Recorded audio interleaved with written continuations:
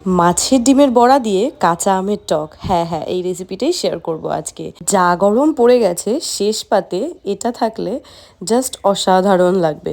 তো চলো, ভীষণই সহজ, ঘরে থাকা উপকরণ দিয়েই হয়ে যায়। প্রথমে মাছের ডিমের মধ্যে নিয়ে নিয়েছি কুচনো পেঁয়াজ, কাঁচা লঙ্কা, 1 চামচ বেসন, নুন, হলুদ সব দিয়ে খুব ভালো করে মাখিয়ে নিলাম। আর এখনই ছোটো ছোটো যে কচি আম, সেই একখানা কাঁচা আম নিয়েছি, যেটার হাফ আমি এখানে দেবো, কারণ আমগুলো ভীষণই টক, তাই হাফ দিলেই এটার জন্য যথেষ্ট। সেটাকে ছাড়িয়ে এরকম টুকরো করে কেটে নিয়েছি।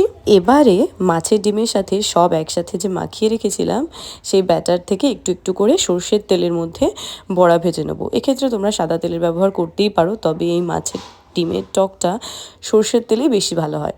এবার বড়া ভেজে তুলে রাখার পর কড়াইতে যে অল্প তেল ছিল তাতেই আমি শুকনো লঙ্কা, সর্ষে ফোড়ন দিয়ে দিলাম কেটে রাখা টুকরো করা আমগুলো, আর অল্প নুন আর সামান্য হলুদ দিয়ে আমগুলো একটু নাড়িয়ে নিয়ে দিয়ে দিচ্ছি বেশ খানিকটা পরিমাণে জল। ঢাকা দিয়ে আমটাকে ফুটিয়ে নিয়ে সেদ্ধ করে নিয়েছি। তারপরে সেই সেদ্ধ হয়ে যাওয়া আমগুলোকে খুন্তির সাহায্যে একটু আমি স্ম্যাশ করে দিয়েছি, আর দিয়ে দিলাম 1 চামচ চিনি। আম কতটা টক সেই পরিমাণে তোমরা চিনির ব্যবহারটা করবে। তারপর ভেজে রাখা বড়াগুলো দিয়ে আরও ফুটিয়ে নেবো 5-7 মিনিট।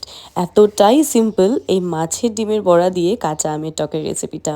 এই মারাত্মক গরমে শেষ পাতে এটা থাকলে বেশ রিফ্রেশিং লাগবে। কিন্তু মাছের ডিমের বড়াগুলো এই টকের মধ্যে বেশ খানিকক্ষণ ফোটানোতে সেটা জুসি সফট হয়ে গেছে বড়াগুলো। দারুণ, জাস্ট তোমরা একবার বাড়িতে ট্রাই করো আর আমাকে জানিও কেমন লাগলো। তাহলে দেখা হচ্ছে পরের ভিডিওতে। এখন বাই।